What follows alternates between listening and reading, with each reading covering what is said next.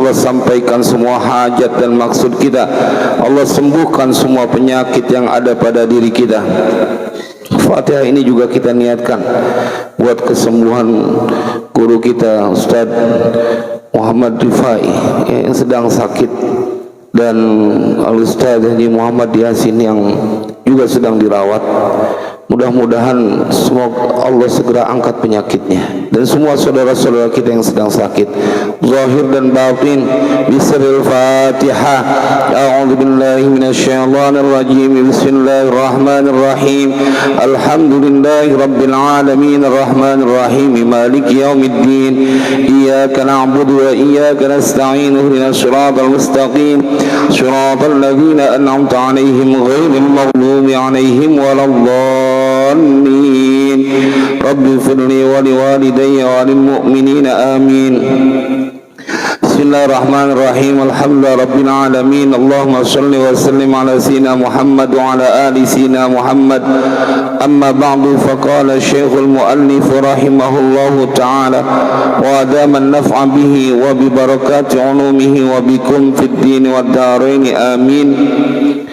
Wa qala idza da'at nafsuka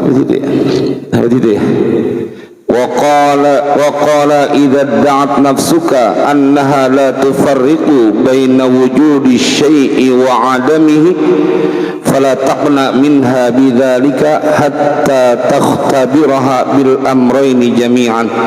Wallahu a'lam bissawab. Jamaah sekalian berbahagia, kita lanjutkan kajian kitab Al-Hikam Al-Haddadiyah pada pertemuan yang insyaallah akan semakin membuat kita menjadi lebih baik dari hari-hari sebelumnya. Saya minta maaf Ahad kemarin tidak bisa hadir karena memang pertama kelelahan dari Tegal gitu ya. Kemudian juga memang jam 3 kita udah bangun, hujan ngerias aja gitu kan, kagak mau ngasoh gitu. Nah, mau bawa mobil nggak ada jalanannya karena jalanan ditutup sama orang kawinan. Jadi kalau pakai motor kuyup gitu. Jadi memang saya minta maaf, minta redonya karena memang di luar kemampuan kita. Insyaallah tidak mengurangi istiqomah kita. Bismillahirrahmanirrahim. Wa qala, dan telah berkata siapa? Al-Habib Abdullah bin Ali Al-Haddad, idza da'at nafsuka annaha la tufarriqu baina wujudi syai'i wa 'adamihi. Idza da'at, apabila mengaku, mengklaim, siapa nafsuka, dirimu, annaha, akan bahwasanya dirimu itu la tufarriqu baina wujudi syai'i wa 'adamihi, la tufarriqu, tidak bisa membedakan siapa nafsuka baina wujudi syai'i wa 'adamihi, antara adanya sesuatu, wa 'adamihi, dan tidak adanya sesuatu. Fala taqna minha, maka janganlah takna, engkau menerima atau engkau senang, siapa nafsuka, siapa engkau, minha, dari nafsuka, bidzalika, dengan yang demikian itu, yakni idza da'at nafsuka annaha la tufarriqu baina wujudi syai'i wa 'adamihi hatta takhtabiraha, sehingga menguji siapa engkau, ha, akan nafsuka, bil amraini, dengan dua perkara, yakni wujudu syai'i wa 'adamihi, jami'an, halnya semuanya. Jadi kata Al-Habib Abdullah bin Al-Haddad dalam Mutiara Hikmah yang beliau sampaikan, jika dirimu, jiwamu mengakui bahwa tidak bisa membedakan, sudah tidak berbeda lagi antara adanya sesuatu dan tiadanya, maka jangan buru-buru kau terima, kecuali uji dulu dirimu itu dengan dua hal tersebut secara berbarengan. Artinya semuanya perlu diuji. Maksudnya adalah ketika hatimu sudah berkata mau ada duit, mau nggak ada duit, mau ada jabatan, mau nggak ada jabatan, mau ada kesehatan ataupun nggak ada kesehatan, tetap dia menjadi orang yang berkata tidak akan mengganggu diriku untuk beribadah kepada Allah. Jadi jangan buru-buru percaya bila hatimu mengatakan bahwa ini mah dalam keadaan apapun tetap akan menjadi hamba Allah yang baik. Uji dulu benar apa enggak. Kalau engkau dalam keadaan berlimpah harta kemudian beribadah khusyuk, apakah kemudian engkau pada saat ketiadaan hartamu engkau tetap akan dalam beribadah yang khusyuk? Atau berlaku kebalikannya? Kalau engkau bisa menjadi orang yang khusyuk dalam beribadah dengan keterbatasan hartamu, apakah kemudian ketika berlimpah harta kau juga akan bisa melakukan itu? Nah, maka jangan buru-buru, diuji dulu. Fala taqna minha bidzalika hatta takhtabiraha bil amrayni jami'an. Kayak ada seorang sahabat Nabi yang memang teruji dalam keadaan adanya maupun dalam keadaan tiadanya. Kalau dalam kitab Ihya bab tentang Al-Quran juga diceritakan nih sosok lelaki. Tetapi Tuan Syekh Said Muhammad bin Alwi Al-Maliki, beliau punya kitab namanya Al-Mukhtar min Kalamil Akhyar. Disebutkan dalam kitab itu ada seorang sahabat Nabi yang namanya Abu Umamah Al-Bahili. Istrinya bercerita, karena Abu Umamah Al-Bahili yuhibbus shadaqah wa yajma'u laha. Adalah suamiku Abu Umamah Al-Bahili, kedemenannya sedekah, dan dia ngumpulin duit, nyari duit emang pengen biar banyak sedekah, dan tidaklah dia wala yaruddu sa'ilan illa a'tahu walau bi baydatin aw tamratin. Dan tidaklah dia pernah menolak seseorang yang meminta-minta, kecuali dia akan memberikannya walaupun cuma dengan sebutir telur atau sebutir kurma. Tapi satu waktu dia diuji dalam kesendiriannya. Falamma akfara, pada saat dia sedang dalam kesendiriannya, atahu sa'ilan, datang kepada dia seorang peminta-minta, wa ma indahu illa thalathatu dananir, dan dia nggak punya duit kecuali cuma 3 dinar. Jadi pada saat dia menjadi orang yang dermawan dalam keberlimpahan dia, dan pada saat dia diuji dengan ketiadaannya cuma 3 dinar, datang tukang minta-minta, maka diberikan 1 dinar. Datang lagi yang kedua, dia berikan lagi 1 dinar. Datang lagi yang ketiga, ini istrinya yang bercerita, dan istri itu lebih tahu. Maka itu dalam ulumul hadis, bila ada perawi hadis dari sahabat Abu Hurairah, dan kemudian dia dipadukan dengan hadis yang diriwayatkan oleh Sayyidah Aisyah, kalah nih hadis dari Abu Hurairah, menangan Sayyidah Aisyah karena istri baginda Rasulullah. Beliau lebih tahu, lebih sering bersama dengan baginda Rasulullah. Riwayat, kalau kita mendapatkan informasi dari istri dari si fulan, bagaimana keadaan si fulan, yang ngomong istrinya alhamdulillah sekarang sudah membaik, maka itu adalah informasi yang paling benar. Pada saat ada kita dengar kata tetangganya sih masih sakit, cuman dengar dari istrinya udah membaik, udah bisa jalan, udah bisa aktivitas, maka engkau akan lebih percaya kepada informasi dari istrinya karena dia lebih dekat. Nah, ini yang bercerita adalah istrinya. Dia kasih semuanya, dan setelah itu dia ke masjid, wa kana sha'iman, dan dia tetap puasa. Jadi dalam keadaan kaya ya dia puasa, dalam keadaan miskin ya dia puasa. Artinya tidak mengganggu adanya satu karunia ataupun tidak adanya satu karunia. Emang benar tidak bisa terjadi perbedaan pada diri dia. Emang tetap ahli ibadah. Kan kebanyakan kalau orang kalau lagi susah sama Allah kenal banget, butuh banget. Tapi giliran lagi senang, lagi berlimpah, wah susah tuh menjadi orang yang taat. Yang keingetan adalah bagaimana cara dia buat bersenang-senang dengan hartanya walaupun diperbolehkan. Nanti kita ngaji, termasuk orang hebat kalau dia punya harta, kemudian dia bisa bersenang-senang dalam kategori yang mubah, dibanding orang yang punya harta kemudian dia nggak bersenang-senang. Nanti ada di sini disampaikan oleh Al Habib Abdullah bin Ali Al Haddad. Tapi tidak ada satu usaha yang dilakukan kecuali Allah akan mengapresiasinya. Ketika dia ke masjid masih dalam keadaan puasa dan istrinya ngebersihin tuh tempat tidurnya, ternyata di tempat tidurnya ada uang 300 dinar. Ini buat orang-orang Wahabi nggak percaya beginian. Dianggap Tuhan itu tidak punya kemampuan sama mereka. Dari mana tuh duit datangnya? Tapi kalau orang yang kenal ma'rifatullah itu mah kekecilan. Alam semesta ini dari tidak ada menjadi ada karena Allah yang mengadakannya. Kan begitu tauhidnya. Apalagi cuma 300 dinar. Dari lantaran Allah ingin memberikan sebuah penghargaan dalam tanda kutip kepada seorang hambanya yang tidak pernah mau mengecewakan saudaranya yang lain dalam keadaan kesusahan.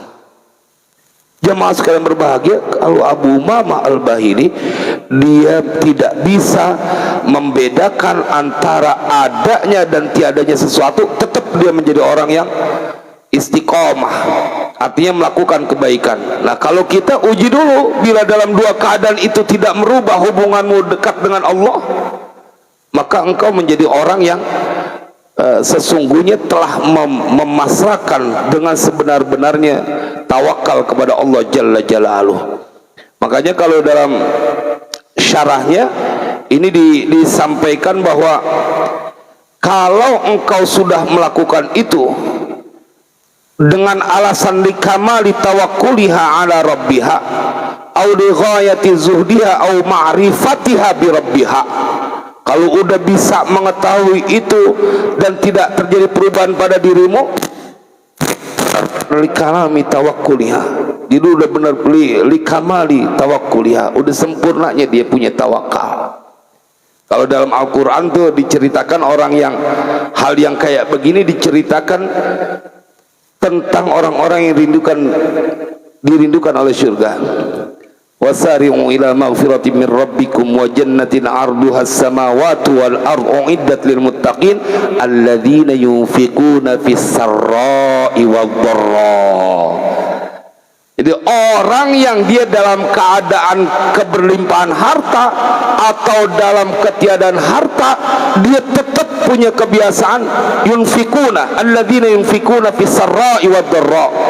Kalau lagi habis dapat gusuran terus bantuin masjid dalam pembangunan, itu biasa. Tapi bagaimana saat engkau sedang dalam pas-pasan, kau masih tetap memikirkan pembangunan masjid, itu yang luar biasa. Atau kebalikannya, giliran lagi susah kau datang ke masjid sholat berjamaah, itu biasa. Tapi kalau lagi dapat harta yang banyak kemudian engkau tetap berjamaah ke masjid, itu yang luar biasa. Jadi kalau orang yang sedang dalam keterbatasan sih rajin ibadah, rada jamak gitu, rada wajar, emang dia datang minta kepada Allah. Tetapi bagaimana saat engkau dalam keberlimpahan kau tetap tidak pernah mau jauh dari Allah, itu yang luar biasa. Dan seringnya orang gagal. Orang akan lulus diuji dengan kemiskinan, banyak yang gagal bila diuji dengan kekayaan. Biasanya kalau dalam keadaan kaya rada sombong. Kalla innal insana la yatgha ar-ra'ahu istaghna. Ada potensi dia menjadi sombong tatkala dia melihat dirinya serba kecukupan. Jadi perlu diuji, jangan terpedaya dengan sesuatu yang kita bisikan dari hatimu, dia tidak berbeda keadaannya dalam baina wujudi syai'i wa adamihi. Maka harus falatakna minha bidzalika hatta takhtabiraha bil amrayni jami'an. Uji dulu, bener apa kagak? Gua mau orangnya dalam keadaan apapun juga tetap begini, lagi enak hati, enggak, gua mah nggak ada marahnya sama lu. Lagi enak hati, kalau lagi dalam masalah apakah bisa tetap begitu? Diuji. Bila engkau bisa tetap seperti itu dalam keadaan apapun, maka engkau benarlah pengakuan idza da'at nafsuka annaha la tufarriqu baina wujudi syai'i wa adamihi, maka perlu diuji dulu. Hikmah yang selanjutnya, waqala, dan telah berkata siapa Al-Habib Abdullah bin Ali Al-Haddad, laula al-alamatu ladda'a kullu wahidin ma laysa indahu walakin bil alamati wal amarati yufarriqu baina as-sadiqi wal kadhib. Waqala, dan telah berkata siapa Al-Habib Abdullah bin Ali Al-Haddad, laulal alamatu, kalau kita iseng-iseng pengen ngelihat tentang tinjauan nahunya, kalau ketemu laula maka dia harfu syartin ghairi jazimin, huruf syarat yang dia tidak menjazamkan. Biasanya kalau huruf syarat kan harus majzum. Al-alamatu menjadi mubtada'nya, khobarnya mana? Mahdzufun. Makanya kalau kita ngaji kitab, seandainya tidak ada alamat-alamat itu maujud, ada, ladda'a, niscaya akan mengklaim, mengaku siapa, kullu wahidin, tiap-tiap orang, tiap-tiap seorang, ma laisa indahu, akan sesuatu laisa yang tidak ada apa ma indahu di sisinya, itu wahid, kullu wahid. Seandainya tidak ada tanda-tanda, tidak ada bukti-bukti, niscaya setiap orang akan bisa mengklaim dirinya akan sesuatu yang tidak ada pada dirinya.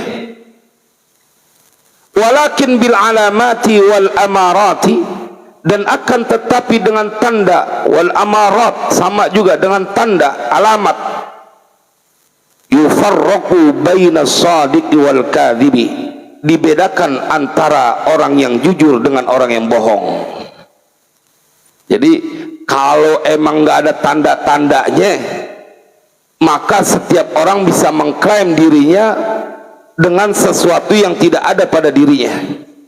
Jadi sesuatu itu harus ada tanda-tandanya. Kalau dalam Al-Quran itu diceritakan tentang bagaimana Nabi Yusuf saat difitnah oleh istri seorang pembesar yang berada di kamar, kemudian Nabi Yusuf lari, dan kemudian begitu buka pintu ada suaminya itu perempuan. Apa yang ketika perempuan itu melakukan fitnah, bagaimana hukuman seorang lelaki yang hendak mengganggu istrimu? Bukankah dia harus disiksa atau dipenjara? Apa yang kemudian diceritakan dalam Al-Quran, qala hiya rawadatni an nafsi, kata Nabi Yusuf memberikan pembelaan, dia itu perempuan yang menggoda diriku.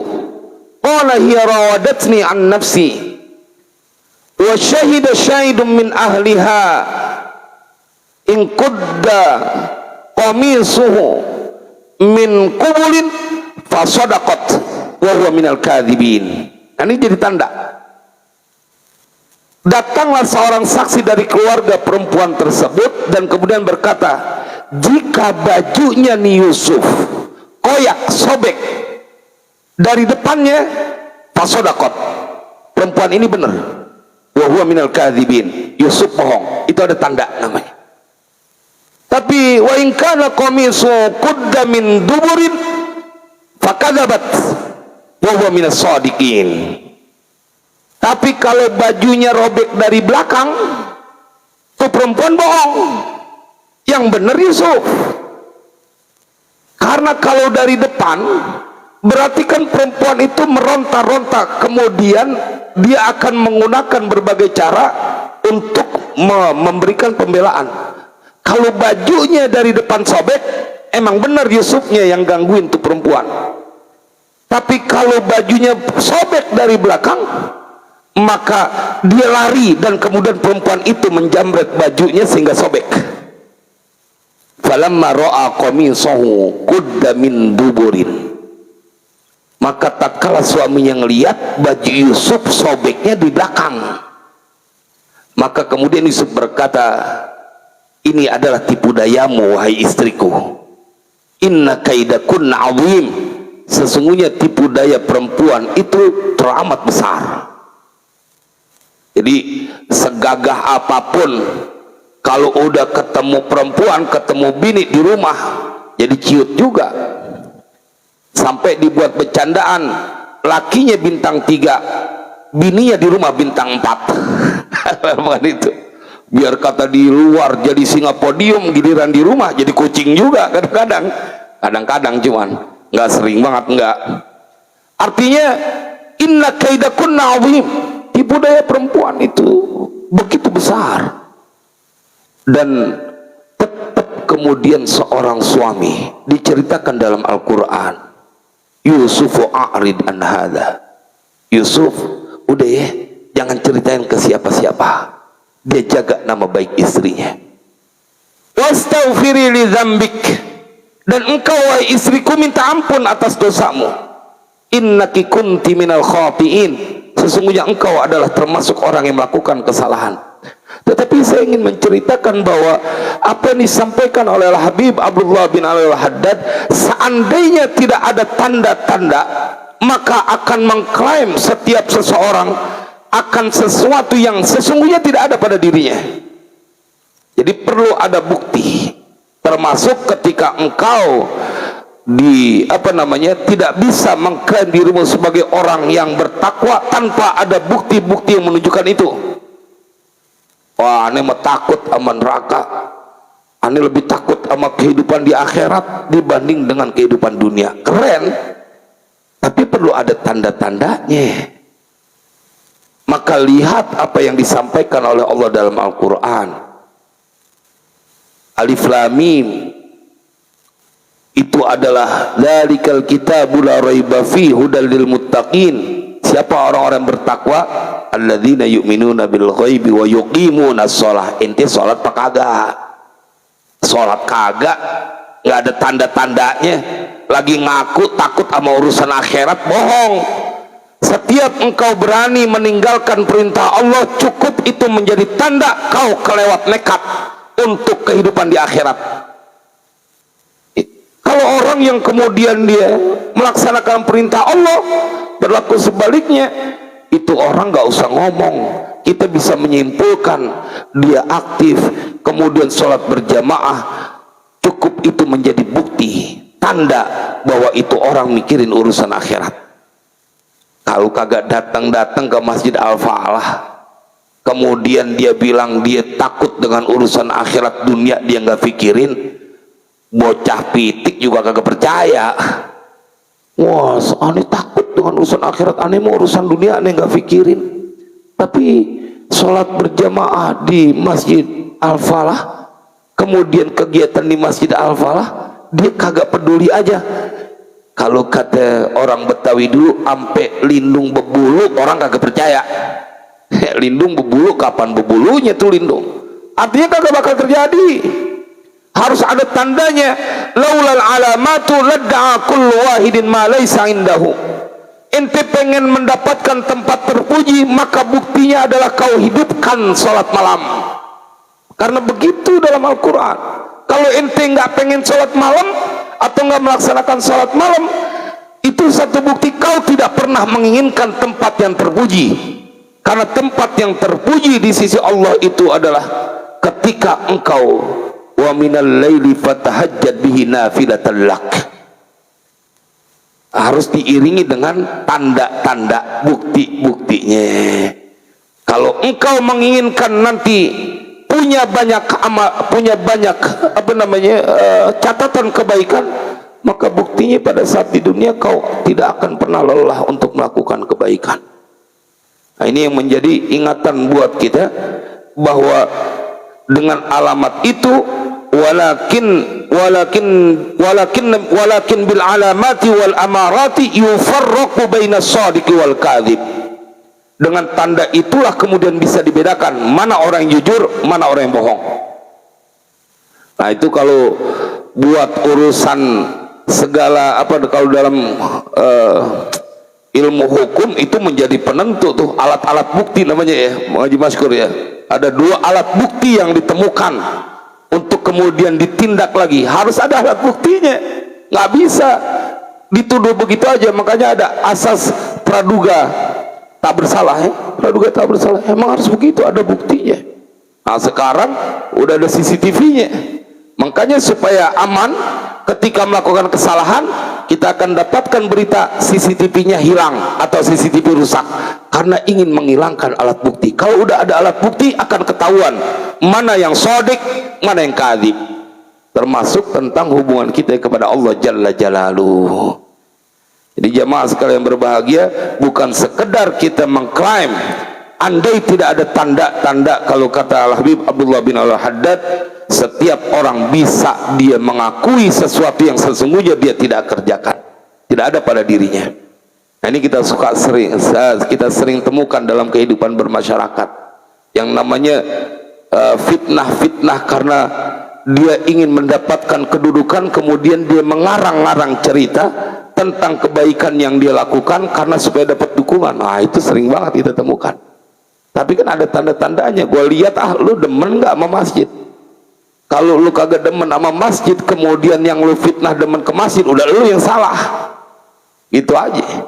Karena setiap orang yang melakukan kedurhakaan, dia akan dimudahkan untuk melakukan kedurhakaan yang lain. Kalau dalam bahasa hadis Nabi, ketika para sahabat diceritakan penduduk surga sudah pasti orangnya, penduduk neraka sudah pasti orangnya, maka kemudian berkata mereka, kalau begitu kita tawakal aja ya Rasulullah. Enggak, fakullun muyassarun, tiap-tiap sesuatu diberikan kemudahan. Kalau ente menjadi calon penghuni surga, dibikin gampang oleh Allah untuk mengamalkan amalan penghuni surga. Kalau ente bakalan menjadi penghuni neraka, maka akan diberikan kemudahan untuk melakukan kedurhakaan. Dia nggak berasa melakukan kedurhakaan, dibikin enjoy, dibikin nyaman. Itu kayak yang ngomong wa makoli. Itu kan dalam keadaan kesesatan yang nyata, tapi dibikin nggak ada malunya tuh orang. Bahasa semut dia bisa, bahasa jin dia bisa, sampai malaikat Israfil diomelin. Pakai mau jadi penjaga gawang neraka lagi. Terus orang kalau udah dibikin sesat, dia akan nyaman dengan kesesatannya. Waliyadzubillah. Kan kudunya otaknya mikir, nih gue bohong kelewat melampaui batas. Tapi ya begitu manusia, dia tidak akan pernah menemukan dirinya dalam kesalahan kalau sudah disesatkan, karena dia tidak akan pernah mendapatkan petunjuk. Waliyadzubillah. Wa may yudlilillahu fala hadiyalah. Makanya ikhtiar kita kudu kumpul bersama orang-orang soleh. Ikhtiar kita untuk hadir datang ke masjid itu adalah sebagai sebuah ikhtiar, kita pengen dikumpulkan bersama orang-orang baik. Itu penting Pak. Al-bi'ah as-solihah, lingkungan yang baik. Waqala, dan telah berkata siapa Al-Habib Abdullah bin Ali Al-Haddad, man tayassarat lahu matalibuhu al-ukhrawiyatu wa ta'assarat alaihi matalibuhu ad-dunyawiyatu fahuwa min warasatin nabiyyin. Dan berkata siapa Al-Habib Abdullah bin Ali Al-Haddad, man tayassarat, man bermula seseorang itu tayassarat mendapatkan kemudahan, menjadi mudah, lahu bagi man, apa yang menjadi mudah, matalibuhul ukhrawiyatu, pencariannya itu man untuk urusan akhirat. Artinya dia berbuat sesuatu yang identik kepada amalan akhirat. Wa ta'assarat alaihi matalibud dunyawiyatu, dan menjadi susah alaihi atas man, apa yang menjadi susah, matalibud dunyawiyatu, pencariannya untuk urusan duniawi. Urusan ibadah gampang bener, dia mendapati dirinya dapat kemudahan terus. Bangun sholat malam gampang, sholat duha gampang, baca Al-Quran gampang, nggak ada rasa berat-beratnya. Karena kalau badan kita ada rasa berat dalam melakukan ibadah, ketahuilah di dalam tubuhmu terlalu banyak energi negatif sehingga sulit untuk melakukan amalan positif. Nah, kata Al-Habib Abdullah bin Al-Haddad, bila seseorang menjadi mudah baginya. Apa yang menjadi mudah? Pencariannya untuk urusan akhirat. Datang ke masjid, sholat berjamaah enteng aja. Pulang dari masjid kemudian dia baca Al-Quran enteng aja. Lisannya dibikin enteng oleh Allah, baca sholawat, baca tasbih, zikir. Wa ta'assarat alaihi matalibud dunyawiyah, dan menjadi susah atas orang itu apa? Matalibud dunyawiyah, pencariannya urusan dunia, tapi kehidupan dunianya dia susah, sekedar cukup doang, nggak sampai lebih, padahal ahli ibadah, padahal ahli sholat malam. Ini akan menjadi jawaban. Ustaz, kenapa ada orang yang rajin ibadah, rajin dia sholat duha, tapi hidupnya gitu-gitu aja, pas-pasan aja? Ini dia jawabannya. Kata Habib Abdullah bin Al-Haddad, bila ada seseorang yang dia mendapatkan kemudahan dalam melakukan urusan yang bersifat ukhrawiyah, tapi kehidupan dunianya pas-pasan, wa ta'assarat alaihi matalibud dunyawiyah, maka kata Habib Abdullah bin Al-Haddad, fahuwa min warathatin nabiyyin, itu orang bukan orang sembarangan, itu orang pewaris para nabi. Jadi urusan dunianya dibikin pas-pasan, tapi urusan akhiratnya dia nggak kalah. Ini kadang-kadang kita kebalik, nanti akan disebut di sini. Orang-orang yang termasuk dibenci oleh Allah, waliyadzubillah. Ada 4 model manusia. Jadi jangan kemudian jadi kambing hitam. Nyatanya dia datang ke majelis taklim saban minggu, di mana ada majelis taklim, ada dia rajin ibadah, hidupnya gitu-gitu aja. Emang nih orang, kata Habib Abdullah bin Al-Haddad, pewaris para nabi. Dia akan dibuat mudah dan tidak pernah lelah untuk urusan akhiratnya, tapi urusan dunianya tidak, walaupun pas-pasan tidak mengganggu dia untuk beribadah. Bukan justru malah dikambing hitamkan. Kan yang ada di masyarakat kadang-kadang begitu, tong lu jangan rajin-rajin sholat, no dia rajin begitu-gitu aja. Dia lupa bahwa orang tuanya sedang mencetak anaknya supaya menjadi pewaris para nabi. Wa man tayassarat matalibud dunyawiyatu wal ukhrawiyatu. Nah ini yang kedua, tipe manusia kedua. Waman, dan bermula siapa orang itu tayassarat, menjadi mudah apa? Matalibud dunyawiyatu wal ukhrawiyatu, pencariannya untuk urusan dunia dan urusan akhirat. Dunianya cakep, akhiratnya cakep. Orang kaya tidak pernah meninggalkan sholat berjamaah. Kalau orang yang pas-pasan nggak sholat berjamaah terus, ya lagi-lagi biasa. Tapi ini dia dalam keberlimpahan harta, dia mudah untuk mendapatkan urusan dunia, dibikin tunduk dunia, pokoknya hidupnya berkah, dan kemudian tidak mengganggu urusan akhiratnya.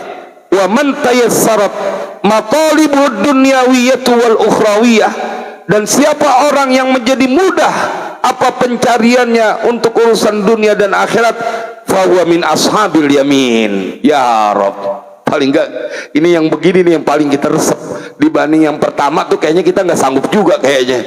Nah, jadi ibadah cuma dunia pas-pasan. Nih yang kedua nih, ente dunianya senang, ente dunianya berlimpah harta, tapi kemudian nanti di akhirat juga ente mendapatkan kebahagiaan karena dibikin mudah untuk beribadah. Nggak boleh dengar ada orang susah kecuali dia orang pertama yang datang menolongnya. Nggak boleh dengar ada orang yang bikin acara buat kegiatan Islam kecuali dia datang dibikin mudah untuk urusan akhiratnya. Kelompok yang kedua, mereka kata Habib Abdullah bin Al-Haddad, fahuwa min ashabil yamin. Ente mau lihat ashabul yamin, penghuni surga? Istilah dalam Al-Quran, ashabul yamin adalah orang-orang yang menjadi penghuni surga. Tuh lihat, yang dunianya dikasih berkelimpahan harta dan tidak menghentikan dia untuk mengejar akhiratnya. Ini kayaknya lempangan yang ini kita pengen semua nih, yang ini nih. Jadi dunia senang, akhirat juga senang. Wa apa rabbana atina fid dunya hasanah wa fil akhirati hasanah wa qina adzabannar. Dan susah lah orang biasanya kalau udah senang dunia sama akhirat rada berat dia punya badan untuk diajak beribadah. Sama akhirat kalau udah dunianya senang. Nanti kita lihat yang ketiga, karena yang ketiga adalah yang tadi saya maksud. Wa man tayassarat lahu matalibuhud dunyawiyatu, dan bermula siapa orang itu tayassarat menjadi mudah lahu bagi man, apa yang menjadi mudah, matalibuhud dunyawiyatu, pencariannya yang berurusan bersifat dunyawiyah, dikasih gampang sama Allah. Apaan aja dia pegang jadi bahan duit. Kalau dagang apaan aja dia untung.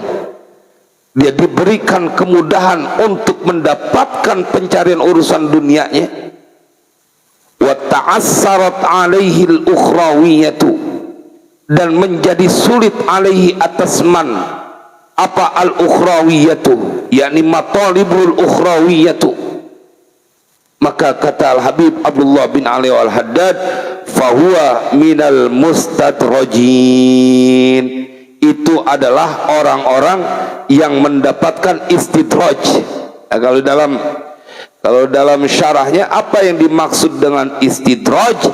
Alladzina yuqarribuhumullahu ila niqamihi bi ni'amihi wa ya'khudhuhum min haitsu la yadrun.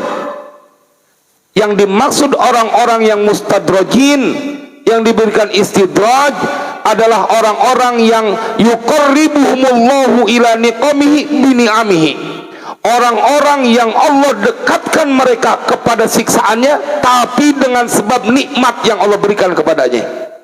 Jadi dikasih karunia, cuman pengen mendapatkan siksaan dari Allah. Itu namanya istidraj. Wa ya'khudhuhum min haitsu la yadrun, dan Allah akan menyiksa mereka dari arah yang mereka tidak ketahui. Oh, dia ini kayaknya bikin dosa mulu, nggak dekat ke Masjid Al-Falah, hidup tambah berkah. Kata dia tambah berkah, bandanya tambah banyak. Engkau sedang diberikan istidraj. Allah mendekatkan engkau kepada sebuah bencana yang begitu besar dengan karunia yang Allah berikan.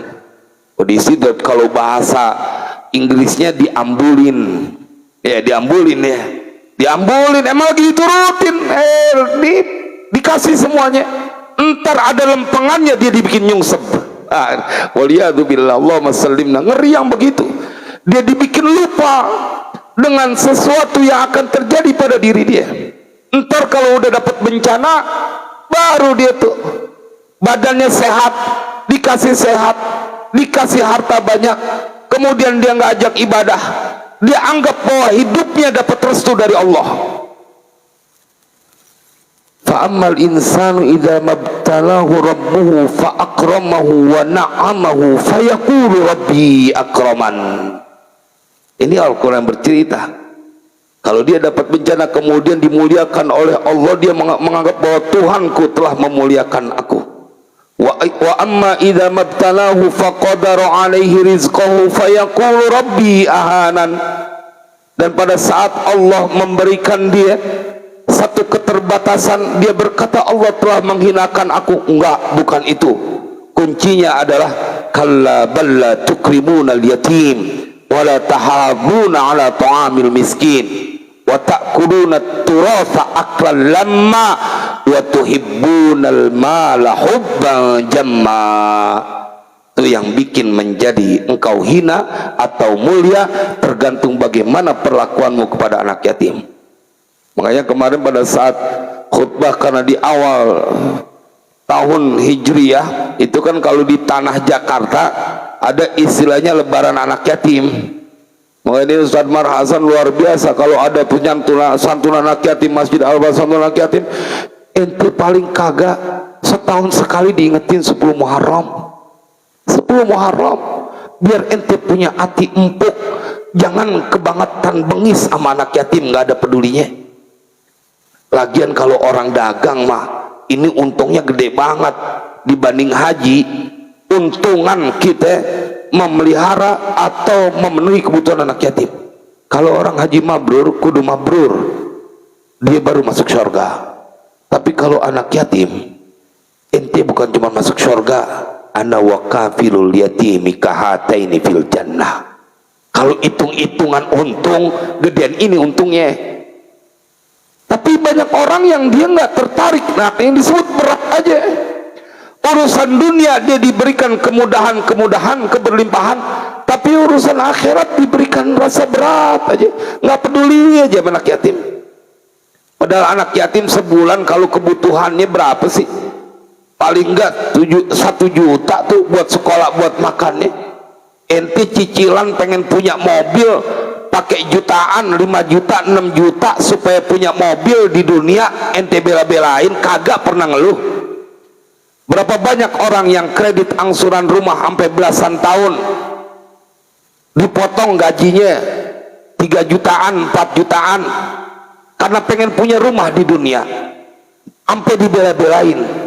Masa ada tawaran istana di surga di samping baginda Rasulullah, ente nyicil saban bulan mencukupi kebutuhan anak yatim, kagak tertarik? Jangan-jangan ente nggak secara nggak langsung nuduh Nabi pendusta. Buktinya ente nggak percaya sabda Nabi, bohong kali Nabi. Kalau ente percaya bahwa Nabi wa ma yantiqu anil hawa in huwa illa wahyu yuha, dan siapapun, bahkan jangan kata lagi ibadah, yang lagi bikin dosa ditanyain, ente mau nggak masuk surga? Emang itu pengen saya Ustaz masuk surga, tapi perlu ada bukti. Mana buktinya kau menginginkan surga? Mudah-mudahan yang punya rezeki biar peduli punya anak yatim, nggak jadi miskin kalau kita miara anak yatim. Makanya ulama-ulama tanah Jakarta tuh luar biasa pendekatan psikologisnya. Ente kalau nggak bisa saban hari, saban bulan, masa setahun sekali abong amat kagak mau ngeluarin duit buat santunan anak yatim? Kan kalau udah bicara abong amat udah kebangetan tuh. Kalau udah abong amat setahun sekali kagak open juga sama anak yatim. Bapak Ibu, sekali-kali kita menjadi orang yang punya ketertarikan rada serius kepada urusan akhirat, jangan cuma secara verbal doang. Usikum wa nafsi bitaqwallah. Ini bukan buat Bapak Ibu doang, tapi ingin mengingatkan kepada diri saya. Ente emang pengen di dunia melulu apa? Dikasih umur panjang sendiri-sendiri 200 tahun juga kagak mau. Nggak mau, nggak enak. Tanya deh, yang udah umurnya 50 tahun, 60 tahun, ada aja yang dirasa di badannya. Betul apa enggak? Makan ini sedikit ada yang ngebet. Belum lagi kalau udah asam tambah urat. Asam urat, wah bisa melintir, kagak bisa bergerak, kaki kita seret. Asam urat tuh. Umur bertambah sama penyakit rada gampang. Badan tepok, kalau kata orang Betawi, badan jadi tepok. Kayak orang main layangan, benangnya murahan, benangnya tepok banget. Gampang banget putus. Jangan kata lu adu sama benang gilasan, sama benang kenur dia kalah juga. Benang kebangetan tepok. Yang hobi layangan sih biasanya langsung nyambung tuh. Kadang-kadang dulu kebangetan kagak duit, itu benang jahit kita ini pakai beling-beling kecil tuh di terus dijemur supaya ngadu menang, kalah juga tetep benang tepok. Wa man tayassarat lahu matalibud dunyawiyah wa ta'assarat alaihi al-ukhrawiyah fa huwa minal mustadrajin. Allahumma sallimna ya Rabb. Nggak enak kalau sampai orang menjadi orang yang diberikan istidraj, senang-senang di dunia, giliran tuanya dibikin jatuh, dibikin hina sama Allah. Itu yang terjadi potret para pejabat yang khianat kepada rakyat. Kita akan lihat dia dipermalukan secara nasional, secara nasional, gara-gara perempuan ambruk. Gara-gara perempuan, wah, orang nomor 1 yang menentukan ini presiden sah terpilih atau tidak. Tapi lihat, dihinakan oleh Allah, istidraj. Kemarin lu nomor 1, semua tunggu tanda tangan pengumuman ente. Sekarang dibikin jatuh, dibikin malu. Allah maghfir lana dzunubana ya Allah. Nggak enak banget tuh. Dijatuhin, dihinain, selesai. Wa man ta'assarat, model yang keempat adalah wa man ta'assarat alaihi matalibul ukhrawiyatu wad dunyawiyatu fa huwa minal mamqutin. Nah, ini paling aber nih, ini paling aber. Paling aber dah. Udah kagak ada enak-enaknya. Kalau bahasa Betawi keblangsak ini, belangsak dunia, belangsak akhirat. Wa man ta'assarat, dan bermula siapa orang itu ta'assarat menjadi susah alaihi atasnya, atas man, apa yang menjadi susah, matalibul ukhrawiyah wa dunyawiyah, pencariannya untuk urusan akhirat dan urusan dunia. Akhirat dia kagak tertarik, badannya kagak betah aja di masjid, nggak betah di majlis taklim. Wa dunyawiyah, dunia yang dia kejar juga kagak dapat. Dunia juga dia hidupnya dalam kesusahan, urusan akhirat dia kagak tertarik, urusan dunia dia juga kagak bisa dapat. Jadi kalau orang Betawi dulu nyebutnya rezekinya segayung pucung. Ada ya di sini sama ya, segayung pucung.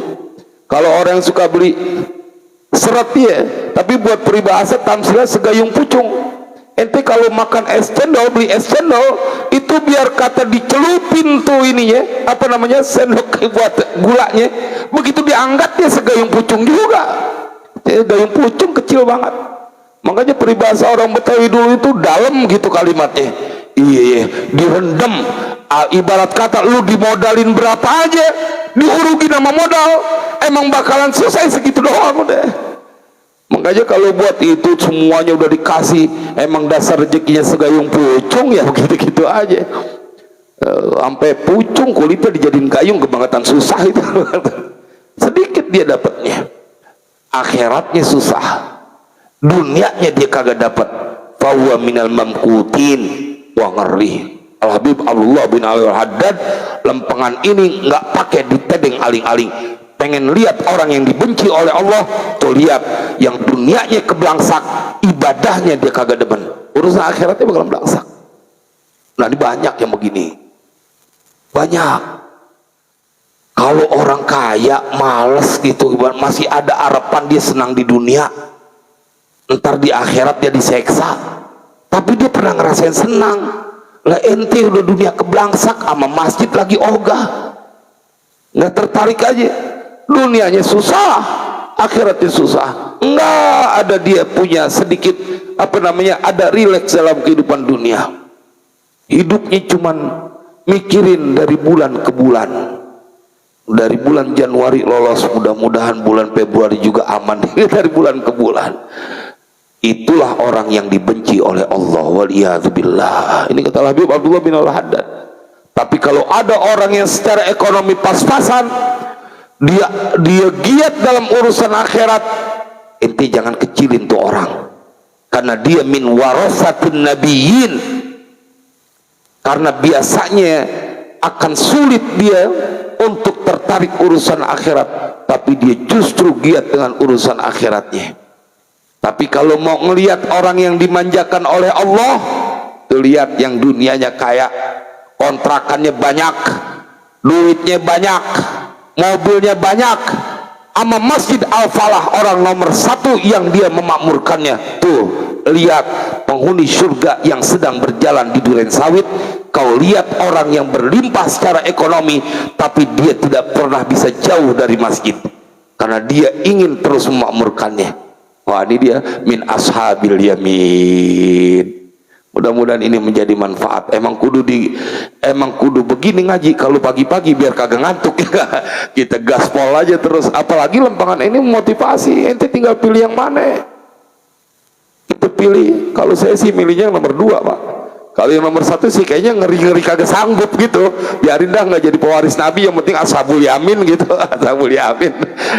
Ya begitu ya. Mudah-mudahan manfaat. Silakan bila ada yang ingin ditanyakan atau didiskusikan sebelum kita tutup dengan doa. Ya silakan akhina. Ya Imron, nggak mesti pertanyaan, nambahin boleh nambahin. Nggak mesti pertanyaan. Baik, bismillahirrahmanirrahim. Assalamualaikum warahmatullahi wabarakatuh. Waalaikumsalam warahmatullahi wabarakatuh. Terima kasih atas waktu yang diberikan pada saya. Kajian kita pada pagi hari ini begitu menarik, berkaitan dengan bagaimana seorang yang mendapatkan kemudahan dalam beribadah, mendekati pada Allah, dan juga termasuk orang yang beberapa tipologi tadi disebutkan oleh kiai kita. Tapi mungkin saya ingin sedikit menanyakan juga dari beberapa tipologi yang disebutkan oleh kiai tadi tentang orang yang beribadah ya. Orang beribadah mendekati kepada Allah, Tapi dalam kondisi dia ketika dalam kondisi yang pisarro atau apa namanya? Dalam keadaan senang. Iya, tenang. Sama dengan orang lain gitu ya. Dia begitu khusyuk dan khidmat dalam ibadahnya. Baik itu ibadah sholat, puasa dan sebagainya. Tapi ketika dalam kondisi dia sendirian, terkadang ya mungkin ini sering kita lakukan ataupun mungkin saya pribadi gitu terjadi ya, pada diri kita gitu ya. Iya. Ketika sholat bersama-sama berjamaah kita wah khusyuk banget, tapi ketika sendirian wah itu ruku dan sujudnya nggak teratur dah gitu Ustaz ya. Ini termasuk ke dalam kondisi sekarang ini yang saya ingin melihat fenomena yang terjadi di masyarakat kita berkaitan dengan yang dikenal sebagai judi online. Oh, judul. Iya. Ketika mungkin seorang itu ketika dia bersama-sama dengan orang lain ya, dengan berjamaah, dia begitu khusyuk ibadahnya. Tapi ketika dalam kesendirian ya, dia megang handphone ataupun di laptop dan ketika dia berselancar di dunia maya, dia melihat ada tertarik dengan ya game online dan juga judi online dan dia terperosok dalam dunia tersebut ya mungkin di masyarakat dia dikenal seorang aktif, tapi ketika dia sendirian dia tergoda oleh bisikan setan dan termasuk orang yang terjerumus dalam judi online ini disebut ya. Ini yang mungkin terlihat sekarang ini Ustaz ya, bagaimana ternyata judi online itu bukan hanya merebak di sisi ataupun pada masyarakat umum saja, bahkan para pejabat, bahkan orang-orang terpelajar pun mereka terperosok ya, mereka tergelincir dalam dunia online, judi online tersebut. Bahkan ini kalau kita lihat di beberapa medsos itu ada yang sampai mereka itu ya banyak menanggung pinjol. Iya, pinjaman juga dan akhirnya mereka sampai bunuh diri. Ini yang mungkin fenomena yang terjadi di masyarakat kita. Ya, artinya bagaimana kita menerapkan al-ihsan ya. Anta budallah karena katarahu wa illam takun tarahu fa innahu yaraka. Ya. Dalam kondisi kita bersama-sama dengan jamaah beramai-ramai, kita bisa khusyuk dan khidmat. Tapi ketika dalam kondisi sendirian pun kita juga bisa khusyuk dan khidmat, menjauhkan diri dari perbuatan maksiat tersebut ya. Ini kan pinjol kita kan bisa sendirian Ustaz ya. Pinjol game online dan juga judi online kita sendirian ya. Orang nggak tahu. Ya. Orang nggak tahu ketika kita mungkin masuk di dunia judi tersebut ya, kita akhirnya terperosok dan ketika kita mungkin wakil rakyat juga banyak yang kena itu kan dalam beritanya itu kan. Iya. Wakil rakyat tuh. Wakil rakyat juga sampai 1.000 orang ya. Iya, orang cerdas tuh. Dan juga apalagi masyarakat umum kita lihat itu sampai terjadi ya tadi mereka gantung diri dan sebagainya. Ini kira-kira bagaimana Ustaz ya, dalam tipologi yang tadi untuk sebut? Pertama, Kiai Imron, emang masalah istiqomah berat. Jangan kata pada level kita, ini secara umum. Sahabat Nabi Abu Bakar As-Siddiq ketika bertemu dengan Hanzalah yang sedang menangis, kenapa dia bilang nafaqah Hanzalah, telah munafik Hanzalah. Kenapa engkau bisa mengaku sebagai orang munafik? Giliran di depan Nabi sedang bercerita tentang surga dan neraka, begitu soleh dan keimanannya menjadi tinggi.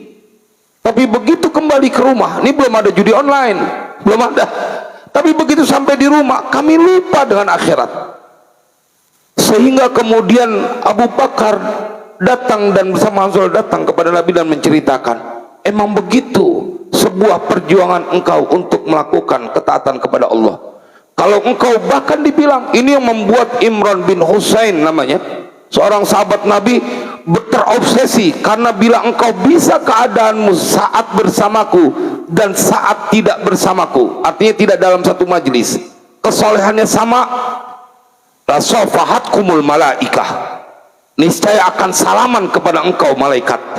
Ini didengar oleh Imran bin Husain, cita-citanya pengen salaman sama malaikat. Itu Imran bin Husain. Artinya pertama ini memang sesuatu yang berat, tantangan. Itulah kemudian Nabi pesan, dan ini Pak yang berkali-kali saya sampaikan dalam pengajian, kita kudu kesian sama anak-anak kita hidup di zaman fitnah. Kalau kita nggak ada godaan kayak mereka sekarang ini, maka itu kita kudu bungkus badan mereka dengan doa supaya terjaga dari hal-hal negatif, dan yang menjaga langsung Allah. Makanya bacaan Bismillahirrahmanirrahim. Kalau anak kita susah baca, kita yang baca, kita niatin, ya Rob, nih bacaan buat anak saya, supaya anak saya kebungkus dari hal-hal itu. Wah, sekarang kalau saya juga sampai geleng kepala juga, bagaimana mungkin para wakil rakyat diberitakan dengan kecerdasan, dengan uang yang sudah berlimpah, juga asik dengan terkena judi online. Nah, itu kan masalah yang menjadi umum. Kedua, ketika Nabi memberikan nasihat, dan ini diberikan penegasan oleh Al-Habib Abdullah bin Al-Haddad, sampai beliau bilang dalam kitab Risalah Mu'awanah, jangan pernah tinggalkan satu doa yang diajarkan oleh Nabi. Allahumma a'inni ala dzikrika wa syukrika wa husni ibadatik. Ente nggak bisa ingat Allah kalau enggak ditolong oleh Allah. Jadi pada saat mereka soleh dalam keramaian, akan menjadi satu tanda tanya juga, apakah dia mampu soleh dalam kesunyian. Itu kan yang ditanyakan. Nah, maka itulah perlunya kita perlindungan dari Allah dan pertolongan dari Allah. Kata Al-Habib Abdullah bin Al-Haddad, enti jangan tinggalin abis sholat doa Allahumma a'inni ala dzikrika wa syukrika wa husni ibadatik. Karena saat engkau datang ke majlis talim, engkau zikir, maka saat itu bukan karena kemampuanmu, Allah yang tolongin enti. Jadi kalau ada orang nggak demen majlis talim, nggak demen majlis zikir, bukannya dia ogah, bukannya dia alergi sama Masjid Al-Falah, Allah yang antepin dia dalam kesesatannya, dalam kelalaiannya. Jadi kita perlu berdoa Allahumma a'inni ala dzikrik. Makanya ulama-ulama tanah Jawa khususnya kalau ngeriadoin anak tuh bahkan di luar nalar, sampai dipuasain anak supaya terhindar dari fitnah. Kalau saya suka cerita sama anak saya yang pertama, saking kita berikhtiar, diantaranya adalah bersedekah untuk tolak bala terhadap anak-anak kita. Tidak sedekah. Bini kita suruh masak, ngasih makan, karena emang santri, tapi sebulan sekali dia yang masak di majlis zikir. Niatin, karena emaknya lebih ampuh emaknya gitu. Ya ini sih alasan juga supaya kita gak diajak masak gitu. Kalau emaknya yang melakukan, doanya ampuh. Bungkus, bentengi. Kisah yang tadi disampaikan oleh Kiai Imran itu adalah sesuatu yang perlu kita pertimbangkan dengan serius. Ente jangan main-main untuk urusan anak. Masa mereka fitnahnya lebih banyak dari berbagai hal. Jadi diantaranya usaha kita adalah kita bungkus mereka dengan doa. Kalau diri kita, karena kita udah tahu berdoa, makanya kalau lagi sholat subuh, bagaimana lagi subuh sholat ente masih minta hidayah, Allahumma hdina fiman hadait wa afina fiman afait. Ente lagi sholat nggak berhenti minta hidayah sama Allah. Ini menunjukkan bahwa harus ada betul-betul kita bersandar totalitas wa tawakkal 'ala Allah. Jadi bertawakal kepada Allah, karena segala sesuatu itu ada. Silakan Ustaz Anis, mikrofonnya boleh. Mudah-mudahan nambahin jawaban gitu, nambahin. Ya, terima kasih Kiai. Nah, menyambung dari statement Ustaz Imran, kalau kita ini berjamaah, seakan-akan kita enak gitu, dan tambah khusyuk. nah, Di sana kalau nggak salah ada ibarat alaikum bil jamaah fa inna quwatallahi ma'al jamaah. Dengan begitu ada nggak keterkaitannya kekuatan pertolongan Allah, baik itu pertolongan Allah dari bentuk keimanan atau seperti misalnya saudara-saudara kita yang ada di Palestina dan sebagainya. Ya, itu aja Kiai, makasih. saya ingin menjawab bahwa dahsyatnya berjamaah. Kalau dalam bab haji, dalam kitab Ihya, tahu nggak kenapa mereka yang di Arafah dosanya diampuni semuanya dalam keadaan apapun, yang penting dia ada di Arafah? Karena kata Imam Ghazali, saat wukuf di Arafah, semua wali kumpul di tanah Arafah. wali abdal, wali autad, semuanya kumpul di situ. Maka dengan keberadaan mereka berjamaah, ente kumpul bersama orang-orang soleh, kemudian engkau mendapatkan keberkahan. Pasti amalmu semuanya diterima oleh Allah pada saat wukuf di padang Arafah. Artinya itu fungsinya berjamaah, karena di antara mereka ada orang-orang yang hebat, orang-orang yang punya kedekatan kepada Allah. Makanya kita disuruh berkumpul, bergaul dengan orang-orang soleh, karena energi positif, dan itu nggak bisa dibohongin. Kita bisa uji itu pada saat kita ketemu dengan orang, maaf ya, kerjaannya bohong. Tandain, entah kita yang nggak betah ngobrol sama orang itu, atau orang itu nggak betah ngobrol sama kita, karena energi kita beradu. Tapi kalau sama-sama demen berjamaah, energi kita akan sama tuh, yang bahasa kerennya satu frekuensi, akan dipisahkan, nggak bisa dia nyatu, kalis dia. Lalu bagaimana dengan orang-orang Palestina? Bahwa mereka itu, justru saya melihat bahwa orang-orang di Palestina itu orang-orang yang mendapatkan keistimewaan oleh Allah, mendapatkan keistimewaan dari Allah, dari lantaran mereka setiap saat bisa untuk melenggang masuk ke dalam surga karena jelas musuhnya. Yang berabe kalau sama muslim diadu nih, yang sekarang lagi ada programnya nih, hati-hati, kita lagi banyak diadu dengan urusan nasab. Ente ada orang yang sampai berani banget ngecilin Mbah Yai Hashim Asy'ari. Dia nggak peduliin. Mbah Hashim dulu karena nggak fokus dalam urusan nasab sehingga nggak dibahas, bisa berani ngomong begitu. Padahal Mbah Maimun Zubair gitu, sampai dia bilang, seandainya semua wa in aftal muftun, seandainya semua ahli fatwa dunia itu memfatwakan, saya tidak akan percaya. Nah itu kan udah bentuk kesombongan ya. Nah, jadi kalau lempangan yang itu emang kita harus bersyukur, bergabung berkumpul bersama orang-orang yang cinta ente. Jangan kata mahabaib, lagian ngapain sih ente urusan pengen banget gitu menjadi orang yang ngambil alih. Harusnya gua dong ini hormatin keturunan Wali Songo. Kita mah nggak ada urusan, gua bukan keturunan habaib, bukan keturunan Wali Songo. Kita mau keturunannya, rajanya keturunan raja orang Betawi itu, cuman Raja Lenong. Raja punya kerajaan, ada rajanya, nggak ada keratonnya. Raja Lenong orang Betawi itu, di mana di keraton di sini di Jakarta nggak ada, tapi rajanya banyak. Ada Raja Lenong, ada Raja Nyawer, ada. Jadi menurut saya bergabungnya kita bersama orang-orang yang berenergi positif itu menunjukkan kau punya energi positif. Kalau bahasanya selalu untuk urusan akhirat. Nggak demen pak, orang yang nggak demen akhirat mah nggak demen duduk di masjid, nggak demen duduk di majelis taklim. Udah kagak demen kadang-kadang nyari kesalahan gitu ya. Waliyadzubillah. Mudah-mudahan bermanfaat. Terima kasih Ustaz. Bismillahirrahmanirrahim. Alhamdulillahirabbil alamin. Allahumma sholli wa sallim ala sayyidina Muhammad wa ala ali sayyidina Muhammad. Allahumma ya Rabbana birahmatika wa bijahi nabiyikal Mustafa wa bijahi awliyaika wa bijahi muallif hadzal kitab. Ya Allah, a'inna ala dzikrika wa syukrika wa husni ibadatik. Ya Rabbana la tufarriq bainana wa baina sayyidina Muhammadin sallallahu alaihi wasallam yaumal qiyamah. Ya Rabbana la tufarriq bainana wa bainahu yaumal qiyamah. La tufarriq bainana wa bainahu yaumal qiyamah. Wa sallallahu ala sayyidina Muhammadin wa ala alihi washabihi wasallam. Walhamdulillahi rabbil alamin. Wassalamualaikum warahmatullahi wabarakatuh.